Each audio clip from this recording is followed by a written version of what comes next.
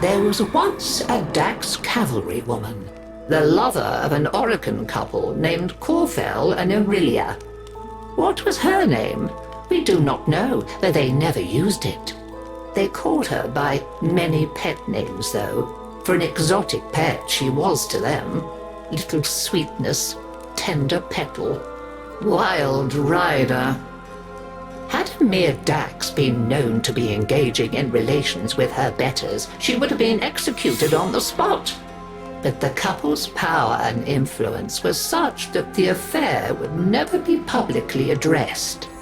Still, they feared to use her name, for names have power.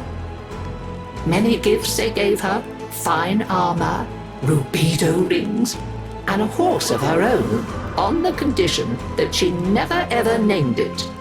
Names were for people, not possessions, so long as it remained a mere nameless thing. She would never love it more than them. But the rider could not bear to deny her friend the simple kindness of a name. So she whispered into its ear, "You are Rakhali, freshness after rain."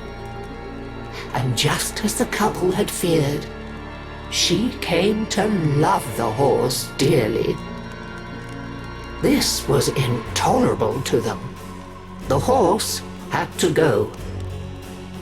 An accidental impalement was arranged. But fate played a cruel trick, and both rider and horse were impaled. Corfel and Aurelia hastened to her side. Ignoring the dying horse, they fretted over their lover as she coughed blood. Continuity was out of the question. In desperation, they turned to a certain expert and pleaded with him to let her live forever. He returned the rider to them, transformed to a warrior of living steel. Her sweet and pretty face looked upon them with a smile that would never fade. For all their talk of forever, they wearied of her immediately. Now that the relationship was no longer taboo, they abandoned it. Parties became awkward when the rider stood vacantly by, useless as an abandoned doll. She had to go. They agreed. So, arrangements were made with a master of industry, and the rider, all unknowing, accompanied the couple to a facility. She lay down obediently when instructed, showed no emotion when the restraints clamped her limbs, and made not a sound when the full force of the dissolution beam blazed through her head and out of the back of her steel skull. The couple were satisfied. Their sentimental mistake was dead, and furthermore, the smiling doll's face was erased. Now they could erase it from their memory. I doubt I need to tell you what faceless thing clambered jerkily from the facility's waste disposal heap. In the still of a nabarous night, how she sought for her Dax Nakana and found only the overseer's whip-blade. Confused, vacant, she wandered. Why was she alone? Where was her loyal Rakhali? She reached deep into despair and memory, and summoned up a ghost horse to run alongside her on the night winds. Now, at least, she was no longer alone.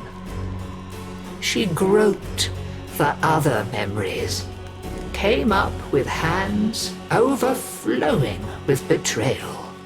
When the morning sun rose on Corfell and Aurelia, they were faceless too, and quite still. After that, she wandered without purpose, and the legend of the Hollow Rider grew. And so we come to my part in her story. You must understand, dear, that it is terribly bad luck to be out on Nabarus with no gift to give a reveler. And yet, that was my plight as I stood, my old bones aching, before the dreadful figure on the road many years ago. "I have no face," the figure before me seemed to say, in a whispering voice that spoke in my mind. "I have no name, only a need, and you come before me empty-handed this Nabarus night." "I do have one thing to give, if it please you," I said to her. "My name. When you ride away, you shall be Dagath, and I shall be only grandmother. And that is the story of how I lost my name and kept my head. Though many others have since lost theirs. For with her name came a new purpose. Dagath, you see, means the mirror that accuses. They say that none can now look into the gulf where once her face was, without their own sins rising to accuse them, and a swift, sharp sentence following. A happy Nabarus to you all.